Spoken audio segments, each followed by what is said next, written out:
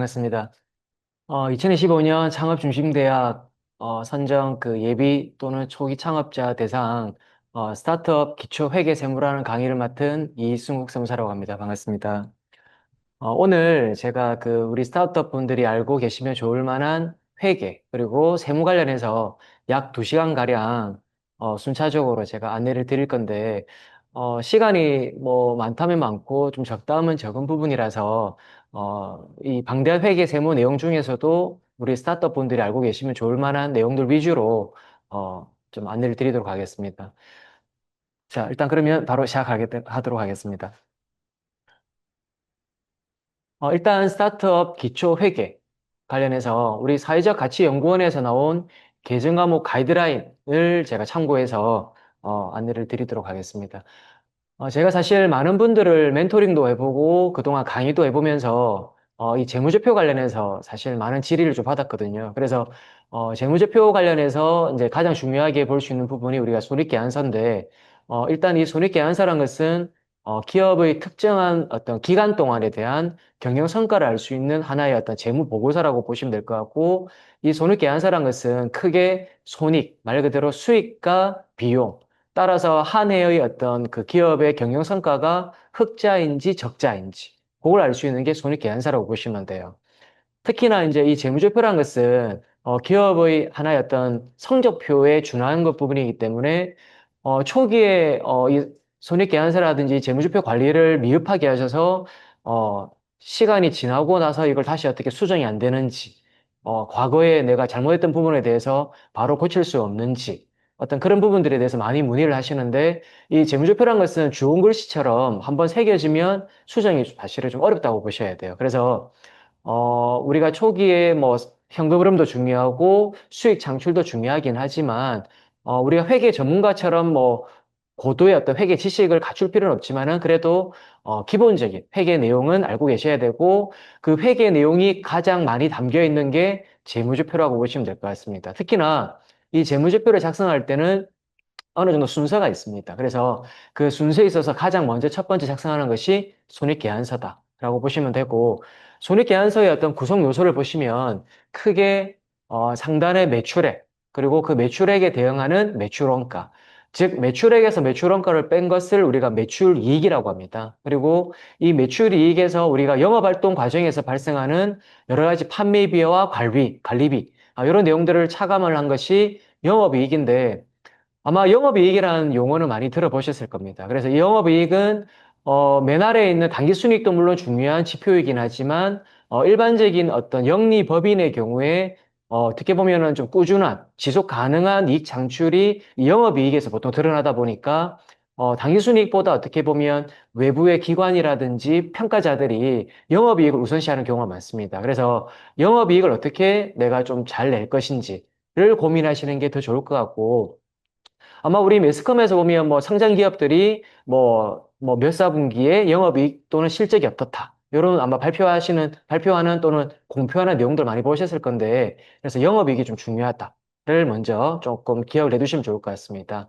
그 다음에 영업적인 활동 외에도 우리 기업 활동을 하다 보면 뭐 투자 활동이라든지 재무 활동을 할 수도 있어요. 그래서 그러한 투자 활동이나 재무 활동 과정에서 발생하는 수익이라든지 비용이 있으면 더하거나 뺍니다. 그런데 뭐 사실 영업 외적인 거 해봐야 뭐 은행에 뭐 예금해두고 발생하는 약간의 이자라든지 내가 타 기업에 뭐 주식 투자를 해서 발생하는 약간의 배당 뭐 이 정도이기 때문에 사실 투자라든지 재무 활동과 관련된 부분이다 보니까 통상적인 기업들 특히나 스타트업들이 이 영업 외적인 게 그렇게 많지는 않다라고 이해하시면 될 것 같아요. 자, 그다음에 이제 이런 영업 외적인 거를 감안한 이후에 남는 이익에 대해서 이제 국가에 대해서 우리가 세금을 내겠죠. 그래서 그러한 세금을 다 제하고 순수하게 남는 것을 당기순이익이라고 합니다.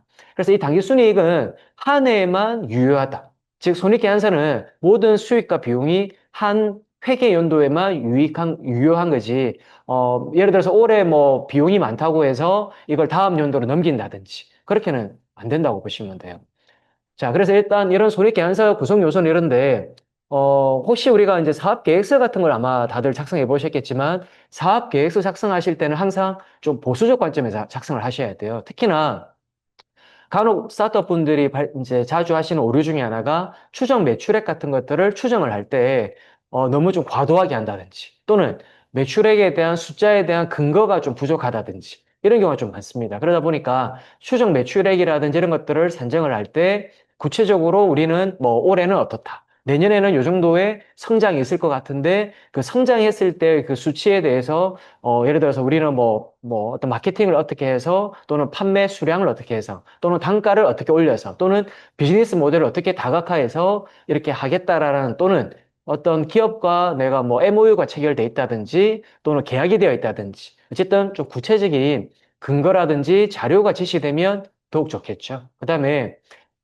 스타트업 분들은 사실 초기에는 연구 개발도 해야 되고 여러 가지 다양한 활동을 하시다 보니까 사실 초기에 수익을 뭐 또는 성과를 내기가 사실 쉽지가 않습니다. 그러다 보니까 초기에는 보통 적자가 많이 나죠. 예, 많이 나는데 여기서 이제 중요한 것은 초기에 적자가 나더라도 우리가 이제 사업연도가 지남에 따라서 아무래도 적자는 어느 순간에 탈피를 해야 되지 않습니까? 그래서 그러한 적자를 벗어나는 것을 우리가 보통 손익분기점이라고 합니다. 그래서 초기 스타트업에 있어서 이 손익계산서가 유의미한 부분이 첫 번째가 언제 우리가 손익분기점을 달성할 것인지 그게 좀 중요한 의미가 있을 것 같고요. 그다음에 손익분기점이란 것은 적어도 적자를 면하는 정도이기 때문에 어느 수준이 지나고 나면 동종업계에 비교했을 때 평균적인 이익률 정도는 우리 달성하는 게 좋겠죠. 그래서 물론 업종마다 좀 다를 수는 있습니다.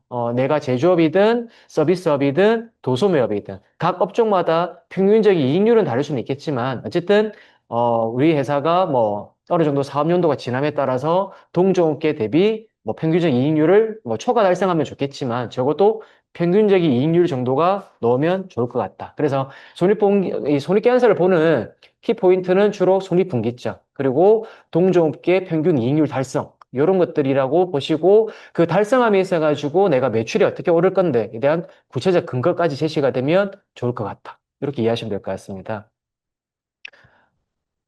자, 일단 이제 그러면 구체적인 손익계산서 안에 있는 계정 과목을 하나씩 볼 건데 사실은 계정 과목이란 것은 어떻게 보면 회계 용어라고 보시면 돼요. 그래서 우리 보통 예전에 학창 시절에 영어 공부를 해보셨지 않습니까? 그때 뭐 영어 단어도 외우고 문법 공부도 했는데 우리 회계도 마찬가지로 이러한 하나하나의 계정 과목, 그다음에 기업의 기준에 따른 회계 원리 이런 것들을 좀 알아두시면 나중에 우리가 재무제표를 작성을 한다든지 또는 다른 기업이 만들어 놓은 재무제표를 우리가 읽고 해석함에 있어가지고 도움이 좀 됩니다. 그래서 많은 계정 과목 중에 우리가 다 알 필요는 없을 것 같고요. 제가 조금 중요하게 뭐 볼만한 것들만 추려서 가져왔으니까 하나씩 제가 보면서 안내를 드리도록 하겠습니다.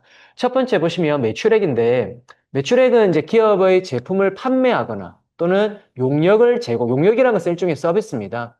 이러한 서비스를 제공하면서 발생하는 어떤 수익이다라고 보시면 되고, 크게는 우리 상품 매출, 제품 매출, 용역 매출 또는 서비스 매출이라고도 합니다. 그다음에 여기에 분류되지 않은 기타 매출로 이제 구분할 수가 있는데, 보통 우리가 도소매 업종 같은 경우에는 우리가 직접 물건을 제조하지 않고 다른 데서 물건을 우리가 받아와서 중간에 유통마진만 붙여서 대파는 형태죠. 그러다 보니까 도소매 업종의 경우에는 주로 상품 매출이라는 계정을 씁니다. 반면에 제조업의 경우에는 우리가 다른 데서 원재료를 사와서 또는 부재료를 사와서 중간에 우리가 가공 또는 제조 활동을 통해서 최종 완제품을 생산해서 판매하는 형태이기 때문에 이러한 제조업의 경우에는 보통 제품 매출이라는 계정을 씁니다. 그 외에 우리가 뭐 서비스 업종이다. 그런 경우에는 눈에 보이는 어떤 이런 제품이라든지 상품을 판매하는 것이 아니라 서비스를 제공하기 때문에 용역 매출이라는 계정을 써요. 그런데 이 매출액이라는 계정 과목도 의미가 있는 것이 그 아래에 보시면 우리가 보통 사업 계획서라든지 사업자 등록증에 보시면 회사의 업태 종목이 있습니다. 그런 어떤 사업 형태에 맞는 보통 매출액 계정 과목이라든지 특히나 내가 업종을 뭐 도소매 하나만 하는 것이 아니라 도소매 업종도 하면서 제조업도 하고 내가 뭐 경우에 따라서는 뭐 서비스 업종도 한다. 여러 가지 업종을 겸업하는 경우에는 이러한 매출액 계정 과목을 구분해서 사용을 하셔야 돼요. 간혹 제가 이제 멘토링을 하다 보면 사업 계획서라든지 사업자 등록증상에는 이 기업이 분명히 제조 활동을 하고 넓은 의미에서 봤을 때는 제조업에 가까운데 실제 작성되어 있는 재무제표를 보면 상품 매출 계정을 쓴 경우에는 사실 어떻게 보면은 우리가 외부의 제3자의 경우에는 이 재무제표를 보고 판단할 수밖에 없거든요. 그런데 이 재무제표를 보니까 상품 매출이면 이 기업은 제조 활동을 하지 않는가?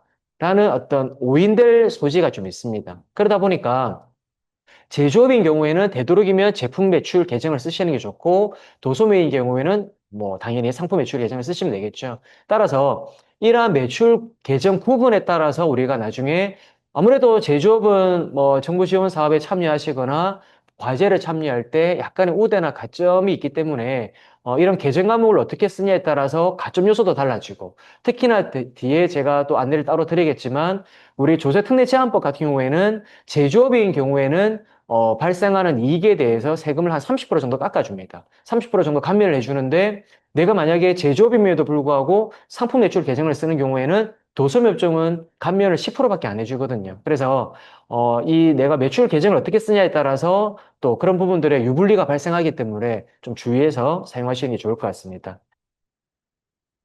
자, 다음으로 매출원가입니다. 매출원가는 좀 전에 말씀드렸던 이 매출액에 직접적으로 대응되는 하나의 원가다라고 보시면 되고, 상품 매출에 대응되는 것은 상품 매출원가, 그리고 제품 매출에 대응되는 원가를 제품 매출원가라고 보통 표현을 합니다. 그런데 아래에 보시면 이 매출원가란 게 우리 회계 원리상 크게 3분법이라 그래서 기초 재고액의 단기 매입액 또는 내가 제조업인 경우에는 물건을 직접 제조하기 때문에 단기 제조 원가라는 개정을 씁니다.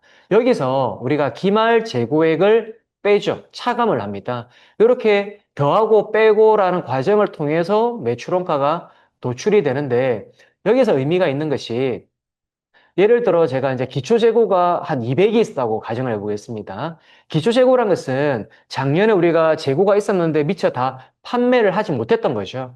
그래서 판매를 하지 못해서 그게 올해 기초로 2월 되어 온 재고를 기초 재고라고 합니다. 근데 그 기초 재고가 예를 들어 200이 있을 때 올해 내가 이제 추가적으로 물건을 더 산다든지 또는 내가 물건을 직접적으로 더 만들었다. 그게 한 800 정도 있다라고 가정을 해보겠습니다. 그러면 기초 재고 200에 단기 매입이 800이면 도합해서 1000이죠. 이 1000을 이제 우리가 외부에 판매 가능한 수량입니다. 판매 가능한 물량인데 우리가 물론 그때그때 판매할 때마다 내가 얼마를 팔았는지를 계속적으로 기록을 할 수도 있어요. 그러나 일반 기업들은 판매할 때마다 기록을 하면 번거로우니까 보통 우리가 어떻게 하냐면 원가를 도출할 때 기말 재고를 통해서 역산을 합니다. 예를 들어 내가 판매 가능한 재고가 1000이 있었는데 기말에 즉 올해 12월 30일에 창고를 가보니까 기말 창고에 재고가 300이 남아 있었다. 그러면 내가 판매 가능한 수량은 1000이었는데 기말에 300이 남아있단 말은 중간에 내가 700을 매출을 한 거죠. 그게 이제 매출원가가 되는 겁니다. 그래서 저희 산식은 이제 우리가 기말 재고를 차감을 함으로써 매출원가를 도출하고 따라서 이 기말 재고 수준에 따라서 그 기업의 매출 원가, 즉 원가가 결정이 된다 보시면 돼요. 따라서 이 해당 아이템에 그 우리가 보면 이제 사업 아이템마다 마진율이 다 다르죠. 부가율이 다 다릅니다. 그렇지만 그 우리 회사가 가지고 있는 이 아이템의 마진율 또는 뭐 원가율 또는 우리가 매출액에서 매출 원가를 빼게 되면 이익률인데 이 이익률이 이 기말 재고 수준에 따라서 왔다 갔다, 즉 결정이 된다 보시면 돼요. 간혹 보면 어떤 기업의 경우에 올해 회사의 뭐 마진율은 40%인데 마진율이 40%란 말은 역으로 원가율이 60%란 말이죠. 원가율 60%인데 이 원가 기말 재고 수준을 잘못 결정하는 바람에 어떤 기업은 올해에는 이익률이 40%였다가 다음 연도에는 뭐 60% 됐다가 또 그 다음 연도에 갑자기 20% 됐다가 이 이익률이나 원가율이 들락날락하는 경우가 참 많습니다. 그래서 이런 부분들을 좀 주의하셔야 되고 되도록이면 회사의 원가율이나 이익률은 조금 큰 어떤 변동 없이 관리가 될 수 있도록, 즉, 이 원가 통제에 용이하기 때문에 이 기말 재고 수준, 요 관리를 좀 잘 하셔야 됩니다. 그래서 요거는 제가 좀 이따가 다시 재고 자산할 때 한 번 더 안내를 드리도록 하겠습니다. 다음으로 판매 관리비입니다. 판매비와 관리비는 좀 전에 이제 봤던 매출액, 매출원가에서 차감한 것을 매출이익인데, 요 매출이익에서 우리가 이제 판매비와 관리비를 차감을 하게 되어 있어요. 이 판매비와 관리비는 보통 우리가 이제 기업의 기준에는 계정 과목이 엄청 많습니다. 많은데, 우리 스타트업 분들이 또는 창업자분들이 사용할 수 있는 판매비와 관리비 계정 과목은 그렇게 많지가 않거든요. 아마 통장이라든지 사업용 계좌를 아마 사용해 보셨으면 아시겠지만, 매월 지출하는 변동비라든지 고정비는 그 성격을 유사한 걸 분류해 보면 그렇게 종류가 많지는 않습니다. 그래서 주로 발생한 것 위주로 제가 안내를 드릴 거고, 다만 이제 우리 실무적으로 봤을 때는 우리 이 판매비와 관리비는 회계도 중요하지만 우리 나중에 이제 과세관청, 예를 들어 세무서와 같은 이런 과세관청에서는 나름 세법이라는 어떤 그 기준을 가지고 이 비용이 적격인지 또는 비적격 비용인지를 판단을 합니다. 따라서 지금 요 보실 내용은 우리 세법상의 내용인데 어떻게 보면 실무적으로 좀 의미가 있는 부분이기 때문에 요 내용을 좀 잘 봐두시면 좋을 것 같아요. 일단 우리 요건에 있어서 첫 번째가 업무 관련성입니다. 즉, 우리 회사가 비용을 지출하긴 했는데 그 비용이 우리 회사의 어떤 수익이라든지 매출 발생에 직접적인 관련이 있는지, 요거는 우리가 다른 말로 업무 관련성이라고도 합니다. 어쨌든 우리 회사의 업무와 관련이 있어야만 그게 정상적인 비용이지, 설령 내가 지출을 했다 하더라도 그게 우리 회사의 업무와 관련이 없다, 그러면 비용으로 인정이 되지가 않는다 보셔야 돼요. 두 번째, 지출의 실질성, 즉 실제로 지출을 한 사실이 있어야 됩니다. 간혹 보면 이제 뭐 탈세를 목적이겠죠. 아무래도 탈세를 목적으로 우리 회사가 요번에 이익이 너무 과다한 경우에 이익을 줄일 목적으로 실제 내가 지출하지 않았음에도 불구하고 가공의 경비를, 우리가 가공이란 말은 없는 걸 만들어낸단 말이에요. 그래서 없는 비용을 가짜로 만들어내는 거. 그런 것들은 어떻게 보면 탈세이기 때문에 주의하셔야 됩니다. 세 번째, 지출을 했다 그러면 그 지출한 사실을 입증할 수 있는 증빙, 즉 증명 서류가 있어야 됩니다. 그 증명 서류에 가장 대표적인 것이 세금계산서, 그다음에 계산서, 그다음에 현금 영수증이라든지 또는 뭐 신용카드 전표, 요 네 가지를 우리가 보통 4대 적격 증빙이라고 합니다. 그래서 이러한 4대 적격 증빙 또는 경우에 따라서는 우리가 이제 그 거래 금액이, 건당 거래 금액이 3만 원이 넘지 않으면 이러한 4대 증빙이 아닌 일반 간이영수증 같은 경우, 간이영수증을 뭐 수시하셔도 무방은 한데 요즘에 간이영수증을 잘 쓰진 않죠. 그래서 되도록이면 이러한 4대 증빙을 받으시되 혹시라도 내가 뭐 상대방 어떤 거래함에 있어가지고 이러한 증빙을 좀 받기가 힘들다, 그런 경우에는 되도록이면 통장으로, 즉 그 계좌이체라든지 금융 거래를 통해서 그 증빙을 남겨두시는 게 좋습니다. 그래서 이러한 어떤 그 금융거래 내역이 있는 경우에는 나중에 그게 업무 관련성이 있으면 거의 비용으로 인정이 된다, 그렇게 보시면 될 것 같아요. 그 다음에 네 번째, 사적으로 사용하는 것은 배제가 됩니다. 예를 들어, 회사 경비로 지출을 했지만 그게 알고 보니까 사업주의 뭐 개인 취미 활동이다, 또는 오락 활동이다, 또는 개인적인 목적으로 사용을 했다. 그런 경우는 역시나 비용으로 인정되지는 않죠. 그 다음에 다섯 번째, 법적으로 제한 요건을 충족해야 됩니다. 예를 들어, 우리 회계에서는 접대비를 지출한다든지 그러면 그게 회사 업무 추진에 있어가지고 필요한 비용이면 전액 인정이 됩니다. 그렇지만 우리 세무상으로 봤을 때는 중소기업 같은 경우에는 접대비는 그 세법에 한도가 있어요. 예를 들어 중소기업은 1년에 뭐 3,600만 원. 물론 매출액에 따라서 약간 가산되는 건 있지만 월로 따지면 평균적으로 접대비는 한 달에 한 300만 원 정도밖에 인정이 안 됩니다. 그걸 초과해서 지출하는 경우에는 설령 내가 지출한 사실이 있다 하더라도 세무상으로 비용으로 인정이 되지 않습니다. 그래서 각 어떤 그 계정 과목별로 또는 비목별로 한도가 있는지 또는 별도의 규정이 있는지도 확인해 보셔야 됩니다. 자, 사업자 카드 등록인데 보통 이제 개인 사업자분들은 처음에 사업자 등록을 하시고 나면 저는 보통 이제 그 사업용 계좌를 만드시라, 그 다음에 그 사업용 계좌와 연동할 수 있는 사업자 카드도 만드시라라고 제가 보통 말씀을 드려요. 물론 여기 보시는 것처럼 사업자 카드를 은행에서 별도로 만드셔도 되고요. 아니면 우리 사업자 본인 명의의 개인 카드를 그냥 사용하셔도 됩니다. 그래서 이 사업자 카드라는 것은 등록을 하셔야 되는데 홈택스에 보면 그 사업자 카드 등록하는 배너가 있습니다. 거기서 반드시 등록을 해 두셔야 돼요. 간혹 보면 사업자 등록을 한 이후에 사업자 카드 등록을 홈택스에 안 하시는 바람에 물론 등록을 안 한다 해서 내가 이 지출한 카드 비용을 인정을 못 받느냐? 그러진 않습니다. 비용을 인정받을 수가 있는데 나중에 비용을 인정받으시려 그러면 괜히 카드사에 전화해서 뭐 사용 거래 실적 명세서라든지 이런 것들을 오프라인 자료를 받아가지고 일일이 그 전산에 반영을 해야 되는 번거로움이 있기 때문에 처음부터 사업자 카드를 홈택스에 등록해 두시면 내가 별도의 어떤 그런 카드 정표라든지 이런 오프라인 자료를 뭐 구비 안 하시더라도 다 전산에 자동으로 업로드가 되어 있습니다. 그래서 언제든지 내가 그걸 소팅해서 부가가치세 신고라든지 소득세 신고 때 자동으로 반영할 수가 있기 때문에 굉장히 편리하죠. 그래서 사업자 카드는 반드시 등록을 해두시면 되고 대신에 주의하셔야 될 것은 간혹 보면은 카드를 10개 가지고 있는 분이 10개를 다 등록하시는 경우가 있어요. 그렇게는 하시면 나중에 아까 제가 좀 전에 설명드렸지만 우리가 비용을 지출함에 있어 가지고 업무 관련성이 중요하다 말씀드렸지 않습니까? 그런데 내가 모든 비용을 다 업무 관련이 있다?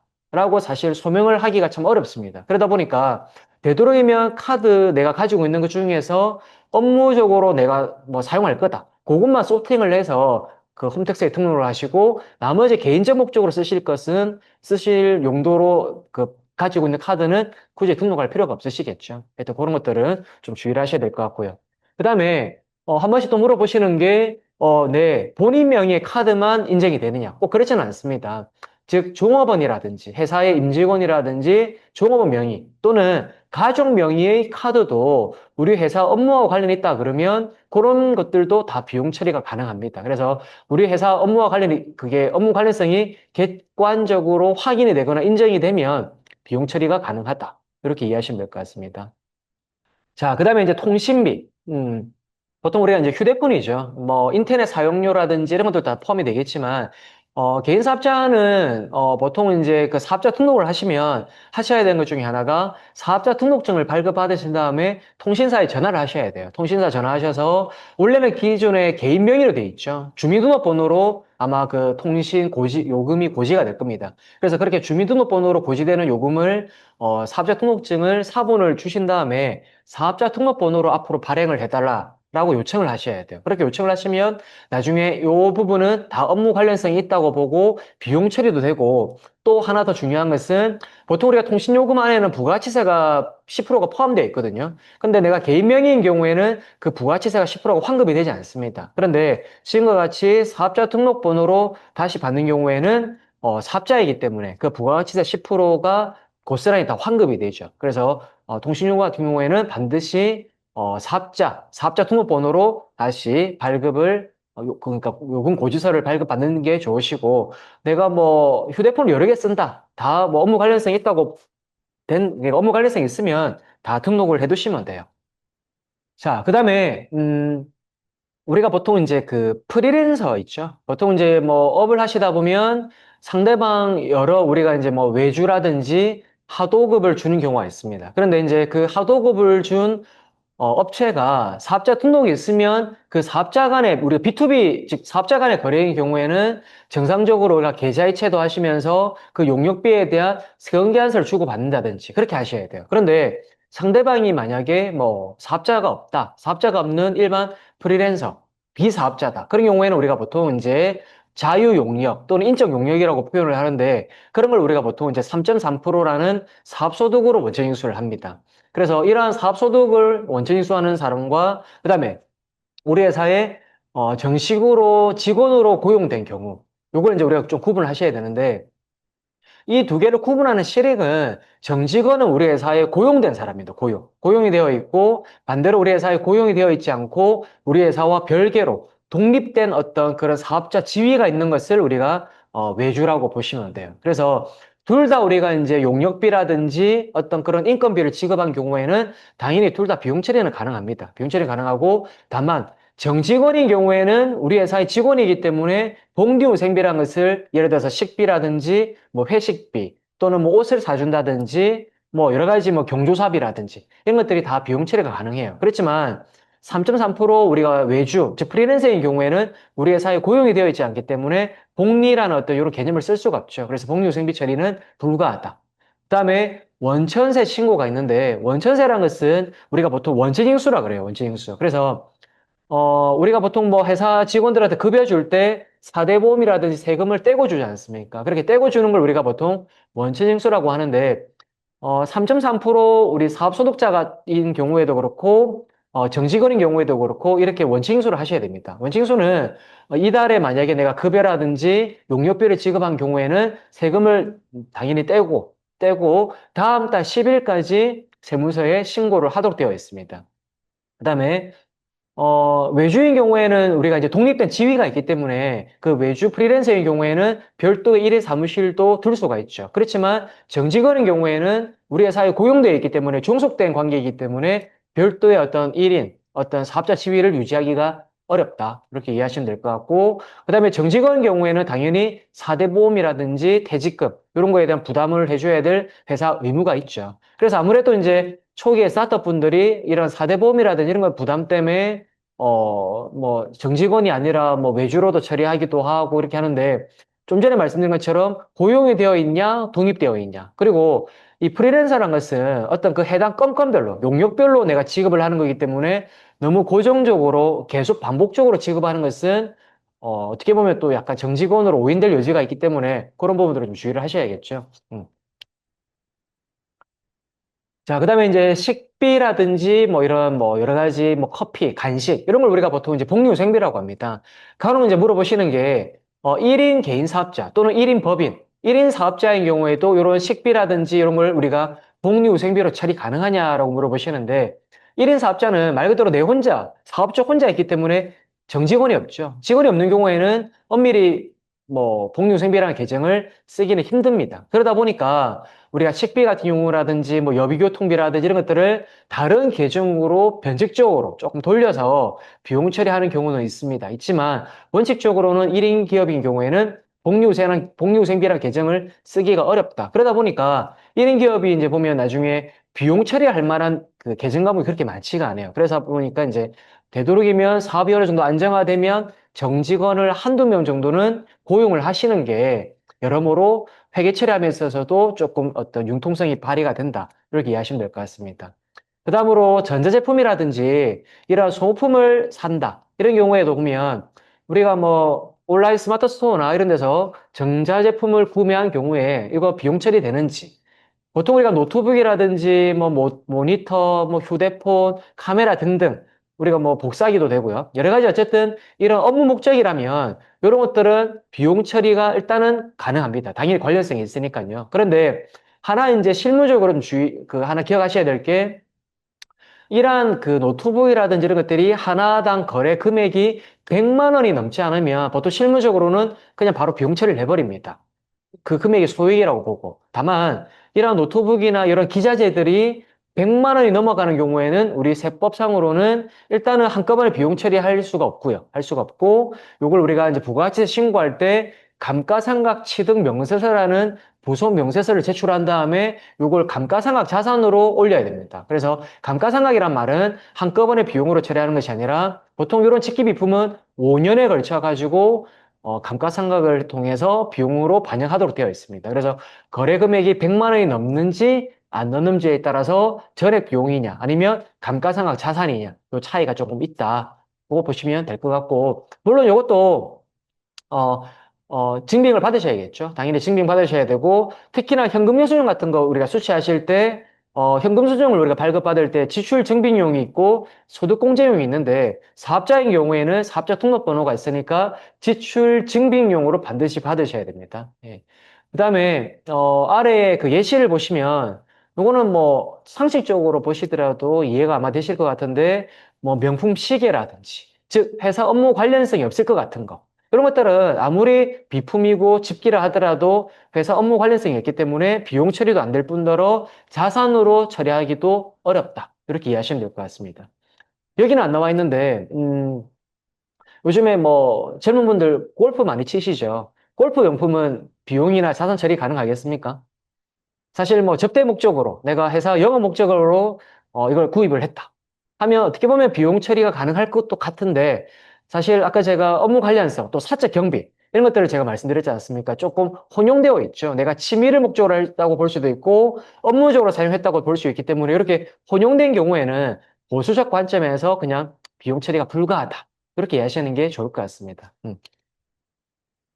자, 그다음에 이제 강의, 교육비. 지금도 물론 이제 강의를 듣고 계시고 한데, 만약에 이런 어떤 강의료라든지 교육비를 지출하시는 경우에는 우리가 교육훈련비라는 계정 과목이 있습니다. 사업주 본인도 교육훈련비 비용 처리 가능해요. 우리 임직원뿐만 아니라. 다만, 이런 어떤 교육비 처리할 때 이제 뭐 수강증이라든지 커리큘럼이라든지 또는 뭐 계좌이체 내역, 카드 결제 내역, 이런 어떤 증빙을 있으셔야겠죠. 그다음에 이러한 강의가 우리가 교육훈련비로 인정이 되려고 하면 회사의 업무 관련성이 있어야 돼요.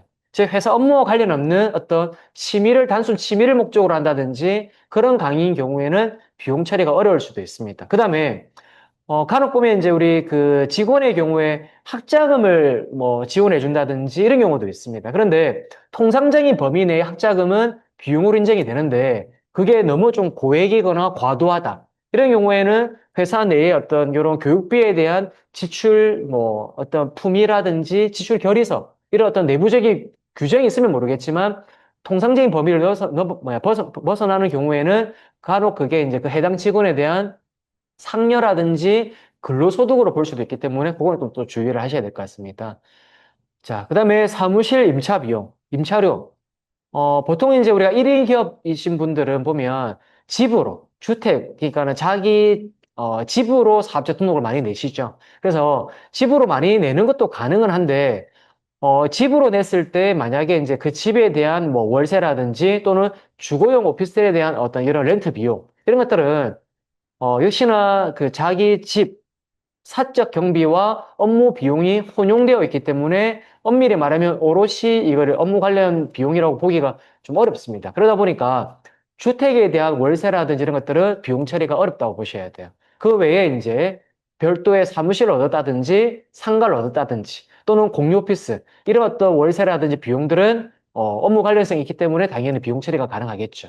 그리고 어떤 이런 사무실 관련된 여러 가지 뭐 인테리어 비용이라든지 이런 비용들도 회사 업무 관련성이 대부분 있기 때문에 비용 처리가 가능하다. 다만 이러한 인테리어 비용도 아까 제가 좀 전에 말씀드린 것처럼 거래 금액이 100만 원이 넘지 않으면 한꺼번에 비용 처리 가능할 것 같고 대신에 100만 원이 넘어갈 것 같으면 그걸 우리가 보통 실무적으로는 시설 장치라고 자산으로 처리해서 감가상각을 통해서 비용으로 반영을 하도록 되어 있습니다.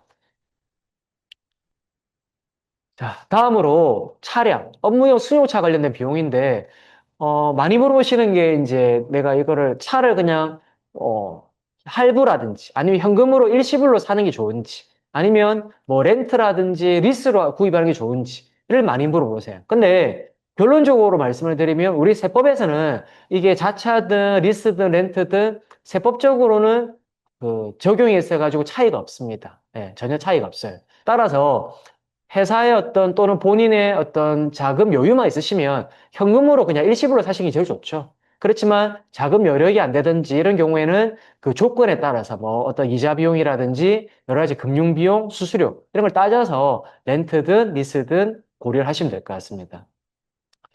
그 우리가 보통 이제 차량 유지비라고 표현을 하는데 이러한 차량 유지비는 우리 세법에서는 비용 한도가 있습니다. 즉 한 대당 연간 1,500만 원까지.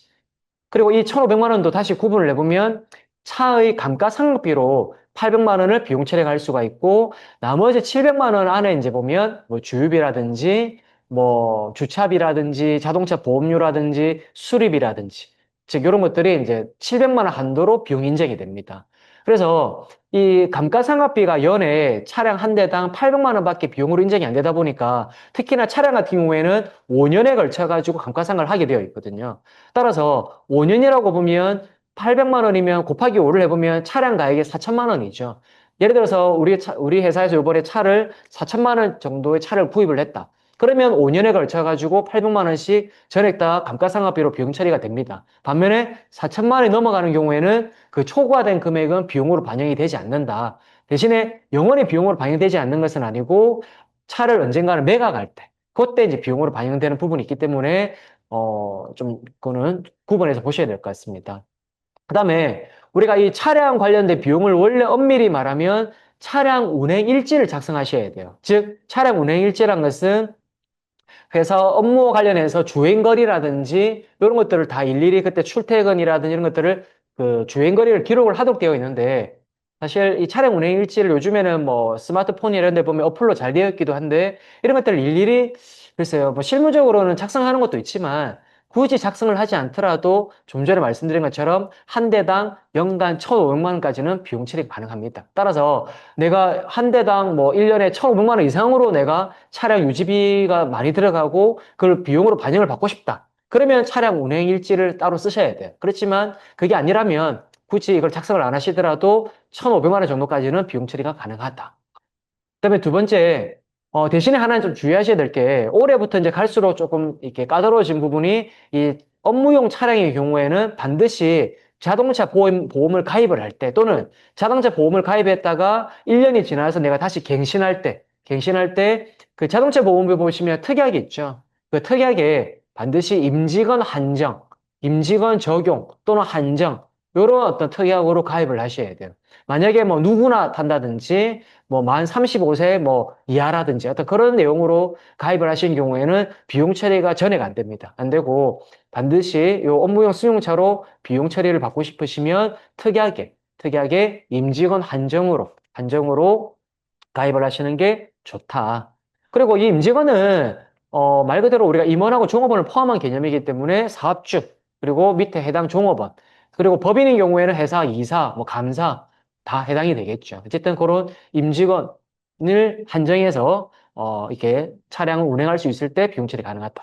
이렇게 이해하시면 되고, 물론 올해까지는 개인 사업자인 경우에는 굳이 임직원 이걸 안 하더라도 한 대 정도는 비용 처리가 가능해요. 그렇지만 이게 이제 갈수록 까다로워지기 때문에 앞으로는 요 그냥 한정 특약으로 가입을 하시는 게 좋을 것 같습니다.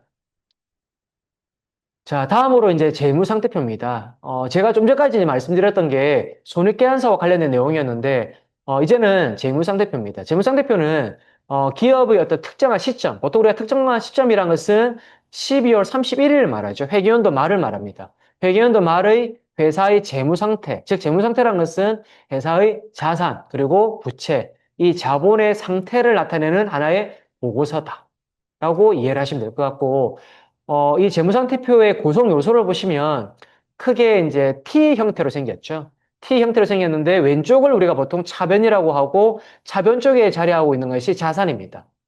그다음에 오른쪽을 우리가 보통 대변이라고 해요. 대변.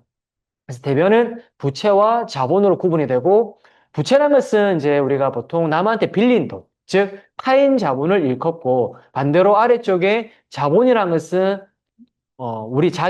우리 거의 자기 자본을 표현한다 보시면 되겠습니다. 그래서 오른쪽에 대변은 자금의 조달 원천을 보통 표현한다 보시면 되는데, 즉, 이 자금을 남한테 빌린 건지, 아니면 원래 내가 초기에 내 자본금을 넣은 거라든지, 아니면 내가 중간에 회사가 실적이 발생해서 돈을 벌은 건지, 즉, 자기 자본인지, 즉, 자금의 조달 원천을 보통 대변 쪽에 표현을 하고요. 반대로 왼쪽에 있는 자산이라는 것은 그 결과물이라고 보시면 됩니다. 즉 자금의 운용 결과로서 우리가 뭐 이 자금을 가지고 뭐 재고 자산을 샀는지 아니면 토지라든지 건물을 샀는지 어떤 그 결과물이 차변 쪽 자산 쪽에 나타난다라고 이해하시면 되겠습니다. 이 재무상태표를 작성하실 때 좀 주의하셔야 될 것은 항상 우리가 이 재무상태표를 영어로 우리가 보통 밸런스라고 표현하거든요. 밸런스. 그래서 이 차변과 대변은 항상 이 밸런스가 맞아야 됩니다. 간혹 보면 자산이 너무 과도하다든지 또는 부채가 너무 과도하다든지 또는 자본이 너무 과도하다든지 어느 하나가 과도한 경우에는 밸런스가 깨지죠. 우리 사람도 그렇지만 사람 인체에 있어서도 근육이 너무 많아서도 안 되고 지방이 너무 많아서도 안 되듯이 우리 기업에 있어서도 이 자산, 부채, 자본이 적절한 밸런스가 중요합니다. 그래서 항상 이 재무상태표는 밸런스가 맞는지라는 이 관점에서 좀 접근을 하시면 이해가 빠르실 것 같아요. 그 다음에 이 재무상태표에서 제가 뒤에서 또 설명을 드리겠지만 주의하게 보셔야 될 게 가공자산이란 그러니까 가공자산이라든지 부실자산 이런 것들이 간혹 있습니다. 보통 이제 여기 어떻게 보면 이제 분식회계 일종이긴 한데 가공자산이 뭐냐면 이제 원래 없는 자산인데 이 자산이 마치 있는 것처럼 뻥튀기 하는 거죠. 예. 예를 들어 대표적인 게 우리가 뭐 거래처에 물건을 팔지도 않았는데 물건을 마치 판 것처럼 외상 매출금을 계상한다든지 또는 회사 재고 창고에 재고가 없는데 마치 재고가 있는 것처럼 남겨둔다든지 그런 것들이 대표적인 가공자산이 될 것이고, 그다음에 두 번째 부실자산이라는 것은 원래 외상 매출금 거래처에 받을 돈이 있었어요. 그런데 이제 시간이 계속 지나다 보니까 이 거래처에 대한 채권이 회수가 안 된 거죠. 회수가 안 됐는데 불구하고 예전에 내가 잡혀있던 외상 매출금을 그대로 이걸 장부상에 계상해 둔 경우에는 현실적으로 우리가 회수가 불가능한 경우에는 요 자산을 없애줘야 되는데 불구하고 계속 잡혀있는 경우에 이걸 우리가 보통 부실자산이라고 그래요. 그래서 보통 우리가 이제 기업의 어떤 신용평가라든지 기업 진단 같은 걸 보통 우리가 받을 때 보면 이러한 가공자산이라든지 부실자산이 있는 경우에는 설령 재무제표상이 있다 하더라도 다 제외를 시켜버립니다. 그래서 우리 재무제표상에 이런 자산들이 있는지를 한번 좀 보셔야 될 것 같고요. 만약 있다 그러면 이걸 사후관리를 통해서 정리를 어느 정도 하셔야겠죠. 그 다음에 이제 간혹 보면 이제 스타트업 분들이 보면 실적이 부족하다 보니까 자본 잠식이 되는 경우가 있습니다. 자본 잠식. 자본 잠식이라는 것은 내가 초기에 넣었던 자본금이 다 소진되거나 이런 걸 우리가 보통 자본 잠식이라고 그래요. 그래서 자본 잠식이 되는 경우에는 제 회사의 어떤 부채 비율이라든지 이런 재무 비율이 굉장히 안 좋게 나오기 때문에 자본 잠식이 될 것 같으면 조금 이것도 역시나 관리를 좀 하셔야겠죠. 하여튼 그런 내용들은 제가 후반부에서 안내를 좀 드리겠습니다. 자, 재무상태표와 관련된 개정 항목은 좀 전에 봤던 이제 첫 번째 자산인데 자산을 우리가 보통 이제 1년 이내에 현금화할 수 있냐 아니면 1년 이내에 현금화하기가 힘들다. 그런 경우에는 우리가 보통 비유동이라 그러고 1년 이내에 현금화할 수 있는 자산들을 우리가 유동적이다 그래서 유동자산이라고 하는데 유동자산의 대표적인 것들이 첫 번째 보시면 현금. 이 현금이 현금성 자산 안에는 이제 보통 현금 또는 뭐 예금 이런 걸 포함을 합니다. 두 번째 단기 대여금. 대여금이란 것은 이제 우리 회사가 그 자금의 여유가 있어서 다른 기업이라든지 또는 개인에게 돈을 빌려준 걸 우리가 보통 대여금이라고 그러죠. 근데 이제 이렇게 대여를 하실 때는 항상 증빙이 필요하죠. 그 증빙이라는 것이 보통 대표적인 게 우리 일반인들은 보통 차용증 이렇게 표현을 하는데 차용증이 되었든 어쨌든 금전 소비 대체 계약서 그런 것들을 반드시 작성을 하셔야 돼요. 간혹 보면 이제 우리 법인인 경우에 거래처한테 우리가 돈을 빌려주는 경우도 있지만 특정인, 예를 들어 회사의 대표이사라든지 또는 회사의 종업원이라든지 보통 우리가 종업원들한테 뭐 회사가 가부를 해주는 경우도 있겠죠. 또는 대표이사가 갑자기 개인적인 자금이 좀 필요해서 회사 돈을 그냥 인출하는 경우도 있습니다. 그런 걸 우리가 보통 가지역금, 다른 말로 이제 주주, 임원, 종업원에 대한 대여금이라고 합니다. 그래서 이 대여금에 대해서 우리가 누가 빌려갔는지에 대해서 꼬리를 좀 붙여넣어야 돼요. 태그를. 예를 들어 그냥 단순히 대여금이라고 하면 나중에 누구한테 회수를 해야 될지를 잘 모르는 경우가 많기 때문에 보통 우리가 대여금을 물론 이제 우리가 통장에 나갈 때 보면 상대방 그 돈을 받아간 사람에 대한 인적사항 이름이 나와 있겠지만 나중에 이제 대여금을 따로 계약서라든지 작성을 통해서 반드시 대여금에 대해서 출처, 누구한테 나갔는지 또는 이 돈이 나간 거에 대해서 당연히 빌려준 거기 때문에 언젠가는 상환을 받아야 되겠죠. 그래서 계약서상의 상환 일자라든지 또는 우리가 그 임원이라든지 이런 경우에는 그냥 돈을 빌려주면 되는 것이 아니라 우리 세법에서는 돈을 빌려줄 때 적정한 이자를 받도록 되어 있어요. 지금 현재 우리가 적정한 이자율이 연에 4.6%입니다. 그래서 그 이자율이 어느 정도 명시가 되어 있는지 또는 상환에 대한 스케줄, 상환 방법이 나와 있어야 돼요. 즉 우리가 뭐 30년 만기 은행처럼 그렇게 빌려줄 수 있는 게 아니기 때문에 뭐 어느 정도 거치를 한 다음에 어떻게 분할해서 받는다든지 그런 상한 스케줄까지도 계약서에 좀 나와 있는 게 좋겠다 말씀을 드리고요. 그 다음에 세 번째 매출 채권. 이 매출 채권이라는 것은 이제 거래처한테 물건을 팔았는데 매출했는데 아직 돈을 회수하지 못한 채권이라 보시면 되고 대표적인 게 외상 매출금입니다. 그래서 이 외상 매출금은 음, 어떻게 보면 이제 외삼의 추금이 하나의 자산이기 때문에 외삼의 추금이 있다는 것은 회사의 자산이 어느 정도 있다라는 것을 우리가 표현할 수도 있지만 이 외삼의 추금이 너무 과다한 경우에는 안 좋게 볼 수도 있죠. 예를 들어 외삼의 추금이 과다한 경우에는 이 회사는 채권이 그러니까는 매출을 했음에도 불구하고 회수가 안 되구나. 즉 어떤 이 채권에 대한 회전율이 떨어지구나. 유동성이 떨어지구나. 다시 말하면 회사가 매출은 했지만 현금 흐름이 잘 안 좋기 때문에 경우에 따라서는 흑자 돌산할 수도 있다. 이렇게 보일 수도 있기 때문에 매출 채권이 너무 과다하거나 또는 과거에 있던 매출 채권이 줄어들지 않고 계속 늘기만 한다든지 이런 경우에는 좀 주의해서 관리를 하셔야 됩니다.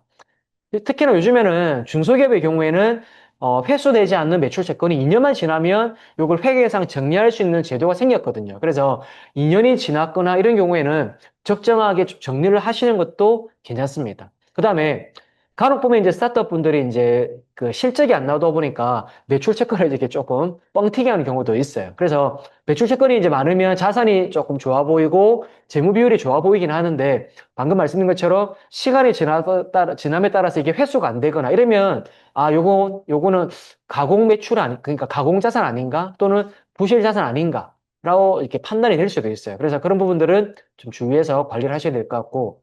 그다음에 네 번째, 미수금이란 것은 이제 좀 전에 봤던 그 물건을 팔아서 우리 회사의 어떤 상품이나 제품을 팔아서 채권이 생긴 것은 매출 채권이고 반대로 우리 회사의 어떤 뭐 유형 자산이라든지 즉 기계나 토지 이런 걸 팔아서 아직 회수를 못했다. 이런 것들은 미수금이라는 계정으로 별도로 사용을 하기도 합니다.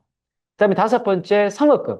요 성업금은 내가 물건을 사기도 전에 미리 지급한 하나의 계약금이라 보시면 돼요. 근데 요 성업금도 간혹 보면 이제 저희가 부실한 어떤 계정으로 보는 경우도 있습니다. 즉, 계약금이 나갔으면 언젠가는 중도금이라든지 잔금이 지급이 될 것이고 이 계약금에 대응하는 자산이 다른 걸로 들어와서 대체가 되어야 되는데 계속적으로 성금이 잡혀 있다.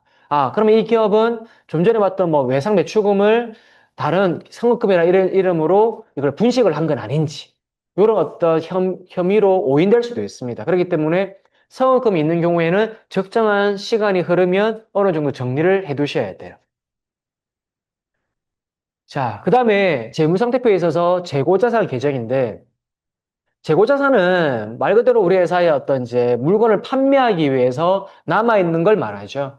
예를 들어, 우리 회사가 도소매 업종이다. 도소매 업종인 경우에는 상품이라는 계정을 쓸 것이고, 반대로 우리 회사가 제조업을 하는 경우에는, 완제품 같은 경우에는 제품, 또는 내가 아직 물건을 다 만들지 못했지만, 물건을 제조하기 위해서 다른 기업에서 내가 재료를 사왔다. 그런 것들을 우리가 원재료라는 계정으로 재고자산으로 남아 있습니다.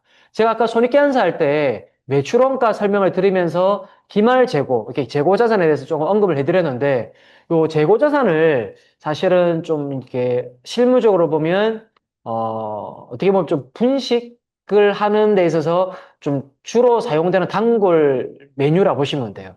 즉, 재고 자산을 실제보다 장부상 과다하게 계상하는 경우, 과다하게 한단 말은 뭐냐면 창고 그러니까 실제에는 재고가 없는데 또는 있어도 그것보다 장부상 재고를 더 많이 잡는 경우에는 아까 제가 그 매출원가 3문법 할 때 설명을 드렸지만 기말 재고를 우리가 뺨으로써 매출원가를 도출한다 했지 않습니까? 따라서 기말 재고를 과다하게 잡는 경우에는 매출원가가 작게 잡힙니다. 매출원가가 작게 잡힌단 말은 회사의 이익이 올라가게 돼 있어요. 그래서 기말 재고와 우리 회사의 당기순이익은 같은 방향이라고 보시면 됩니다. 무슨 말이냐면 회사의 기말 재고를 많이 잡으면 많이 잡을수록 회사의 당기순이익도 올라가는 것처럼 표현이 되고 반대로 기말 재고를 작게 잡으면 회사의 당기순이익도 작게 잡힙니다. 따라서 경우에 따라서는 이제 우리 그 자산 규모가 뭐 120억이 넘지 않는 즉 우리 스타트업 같은 경우에는 외부 감사를 그렇게 받는 기업들이 별로 없다 보니까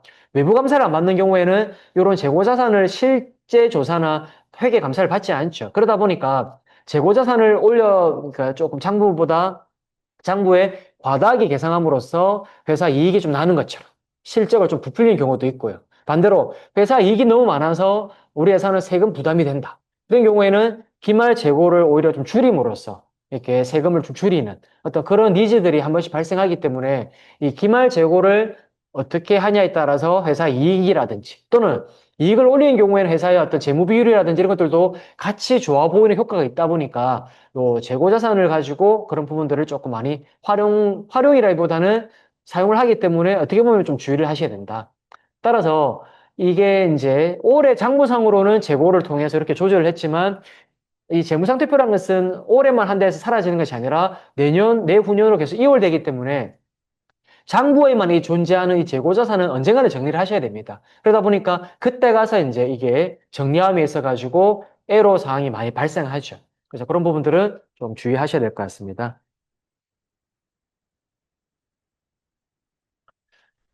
자, 그 다음으로 이제 비유동자산인데, 비유동자산은 크게 보시면 유형자산, 그리고 무형자산. 유형은 말 그대로 형태가 있는 자산입니다. 형태가 있는 자산 중에는 대표적인 게 토지, 그리고 건물, 뭐 기계장치라든지 차량, 또는 우리 직기비품. 이런 것들이 유형자산에 들어가고, 토지는 시간이 지남에 따라서 그 뭐 가치가 바뀌지가 않죠.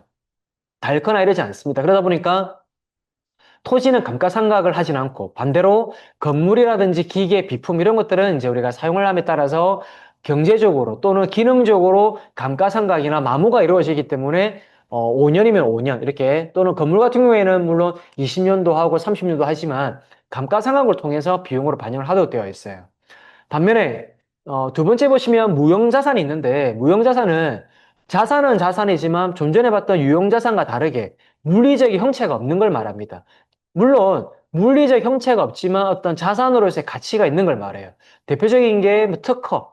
우리가 보통 보면 이제 특허 출원 같은 걸 많이 하시는데 출원 단계에서는 특허권으로 인식하기는 좀 쉽지가 않습니다. 보통 이제 출원 단계가 아닌 나중에 특허가 등록됐을 때 물론 특허를 우리가 등록을 할 때 회계란 것은 다 기본적으로 원가주의이기 때문에 특허를 등록하자마자 이 특허에 대한 가치가 뭐 숫자적으로 표현되기가 어렵죠. 그러다 보니까 특허 출원 또는 등록 당시에 소요된 비용 정도밖에는 특허권으로 인식이 안 됩니다. 그렇지만 어느 정도 시간이 지나면 특허로서의 어떤 이런 밸류에이션이 평가가 된다. 그러면 그때 이제 또 재평가를 통해서 특허권에 대한 자산 가치를 반영을 하기도 하죠. 그 다음에 두 번째, 개발비인데, 이 개발비라는 것은, 이 개발비와 유사한 계정 과목이 우리 손익계산서에 보면, 뭐, 연구비라든지, 또는 경산개발비라든지 이런 비용 항목들이 있습니다. 근데 이런 연구비라든지 경산개발비는 이제 어떤 그 자산으로서의 가치가 없고 그냥 소멸적으로 지출된 비용이기 때문에 비용으로 반영할 뿐인데 여기 보시는 개발비란 것은 내가 이걸 지출함으로써 뭔가 상당히 자산으로서의 가치가 있다라고 판단되었을 때 개발비로 잡을 수가 있어요. 근데 요거는 이제 어떻게 보면은 개발비는 자산으로 처리는 할 수 있는데 이 자산 처리함에 있어 가지고 요건이 굉장히 좀 까다롭습니다. 까다롭다 보니까 개발비를 자산화시키는 게 불가능한 것은 아닌데 좀 처리함에 있어가지고 주의가 좀 필요하다. 이렇게 보시면 될 것 같고 세 번째는 소프트웨어. 소프트웨어는 이제 보통 뭐 회계 프로그램이라든지 회사에서 구매하는 뭐 여러 가지 뭐 엑셀이라든지 뭐 파워포인트 뭐 요 AI 프로그램 이런 것들이 있겠죠. 또는 어플리케이션 이런 것들이 다 무형의 어떤 하드웨어가 아닌 소프트웨어이기 때문에 이런 것들을 소프트웨어라는 계정 과목으로 무형 자산으로 처리하실 수도 있다. 그거 보시면 되겠습니다. 자, 그러면 일단은 잠깐 좀 쉬었다가 나머지에 대해서 제가 다시 또 이어서 안내를 드리도록 하겠습니다.